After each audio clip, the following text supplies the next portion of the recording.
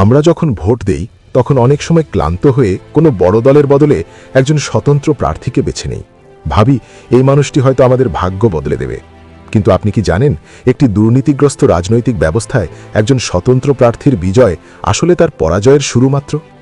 আজ আমরা আলোচনা করব কেন একজন স্বতন্ত্র প্রার্থী চাইলেও জনগণের জন্য কাজ করতে পারেন না এবং কিভাবে সিস্টেম তাকে পিষে ফেলে।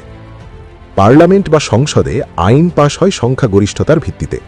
একটি দল যখন ক্ষমতায় থাকে তখন তাদের শত শত এমপি থাকে, কিন্তু স্বতন্ত্র প্রার্থী তিনি সেখানে মাত্র একজন।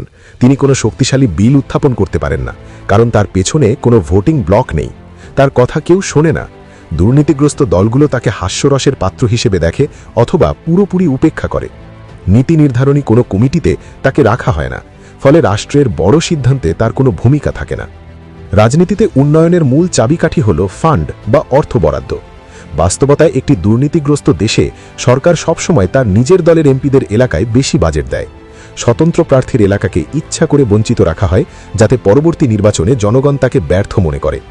এর ফলাফল রাস্তাঘাট মেরামত, স্কুল বা হাসপাতালের উন্নয়নের জন্য তাকে ক্ষমতাসীনদের দ্বারে দ্বারে ভিক্ষা করতে হয়। আর দুর্নীতিগ্রস্ত দলগুলো শর্ত দেয়, হয় তাদের দলে যোগ দাও, নয়তো বরাদ্দ ভুলে যাও। একজন নির্বাচিত প্রতিনিধিকে কাজ করতে হয় ডিসি, এসপি বা টিএনওদের মাধ্যমে। কিন্তু এই আমলারা কার কথা শোনেন? দুর্নীতিগ্রস্ত ব্যবস্থায় প্রশাসন সরাসরি ক্ষমতাসীন দলের ক্যাডার হিসেবে কাজ করে। স্বতন্ত্র প্রার্থীর কোনো নির্দেশ তারা পাত্তাই দেয় না। কোনো সাধারণ মানুষের বিপদে পুলিশি সহায়তা বা আইনি সাহায্য চাইলে স্বতন্ত্র প্রার্থী ব্যর্থ হন, কারণ পুলিশ জানে এই প্রার্থীর উপরে কোনো শক্তিশালী মাস্টার নেই। একটি দুর্নীতিগ্রস্ত দেশে প্রতিটি সেক্টরে সিন্ডিকেট থাকে। টেন্ডারবাজি থেকে শুরু করে বাজার নিয়ন্ত্রণ সবই ক্ষমতাসীন দলের নিয়ন্ত্রণে। একজন স্বতন্ত্র প্রার্থী যদি সৎ হতে চান, তবে তিনি এই বিশাল সিন্ডিকেটের শত্রু হয়ে দাঁড়ান।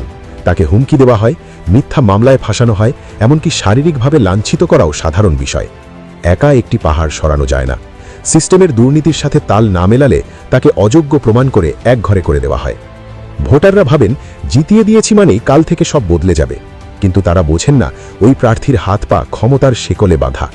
যখন তিনি ফান্ডের অভাবে বা রাজনৈতিক চাপে কাজ করতে পারেন না, তখন ওই জনগণই তাকে গালি দেয়।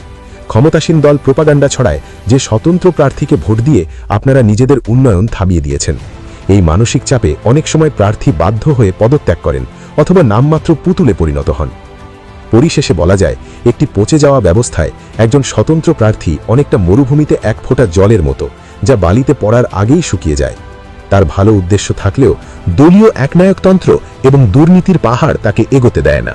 স্বতন্ত্র প্রার্থী জয়ী হওয়া মানেই সাফল্য নয়, বরং একটি নিষ্ঠুর ব্যবস্থার বিরুদ্ধে তার আমৃত্যু লড়াইয়ের শুরু, যে লড়াইয়ে হারার সম্ভাবনা ৯৯%। তাহলে কি কোনো উপায় নেই? হয়তো আছে, কিন্তু বর্তমান কাঠামোতে একজন স্বতন্ত্র প্রার্থীর ভূমিকা কেবলই একজন অসহায় দর্শক হিসেবে।